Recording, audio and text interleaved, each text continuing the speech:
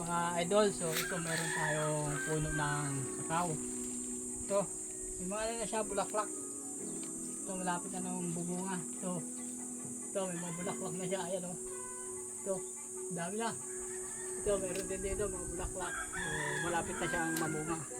Kaya, subukan natin badingan ito ng bayabas. So, meron ako ditong bayabas. Malaki ang bunga nito. So, ayan. Meron na siyang bulaklak. Ito, bumubunga na. So, ito yung ilalagyan natin dito, babadingan natin. Subukan natin magbadig na bayabas sa kakao. Ayan, siyempre kailangan natin siyang alisan ng dahon. Ito yan, babading. Alisan natin yung dahon.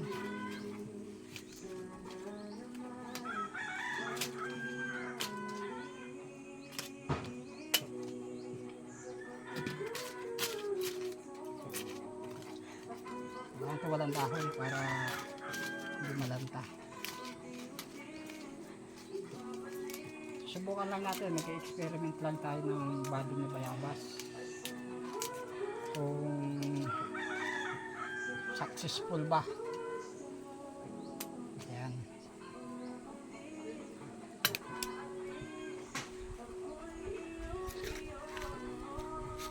Kailangan parehong sukat ito. Yan.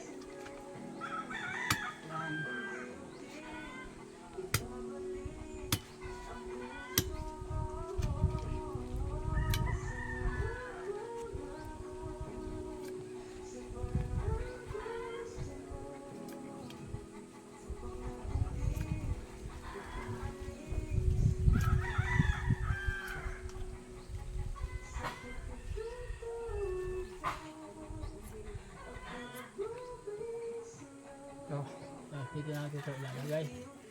Bukan natin kung mabukain yung bayabas.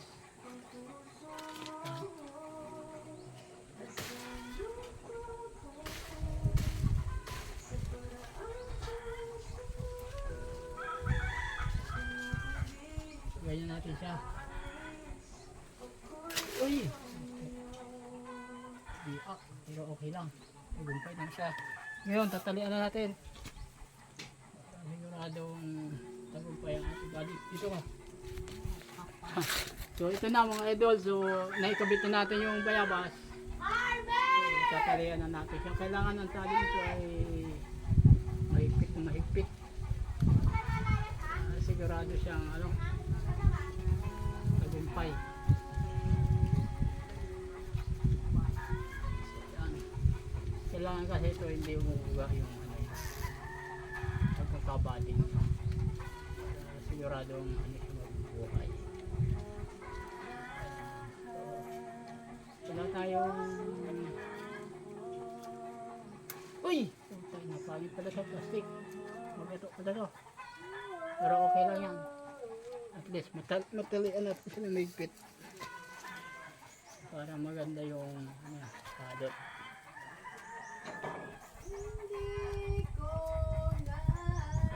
Ito mahigpit para hindi siya mauga.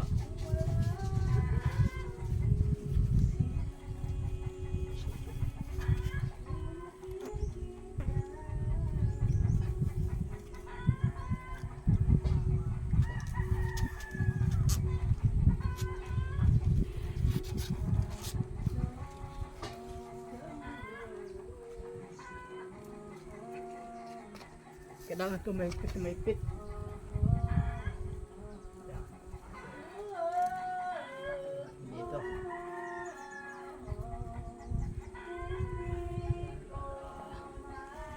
Pasuhin ng tubig.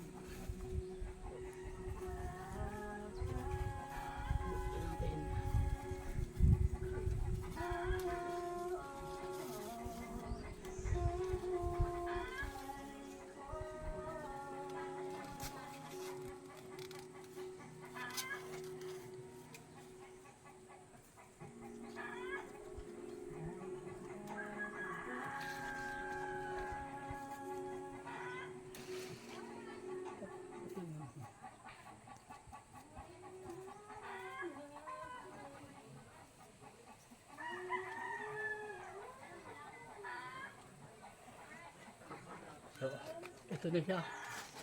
Ito na naikabit natin yung bayabas. So, okay naman. Hindi umuuga siya. Okay na.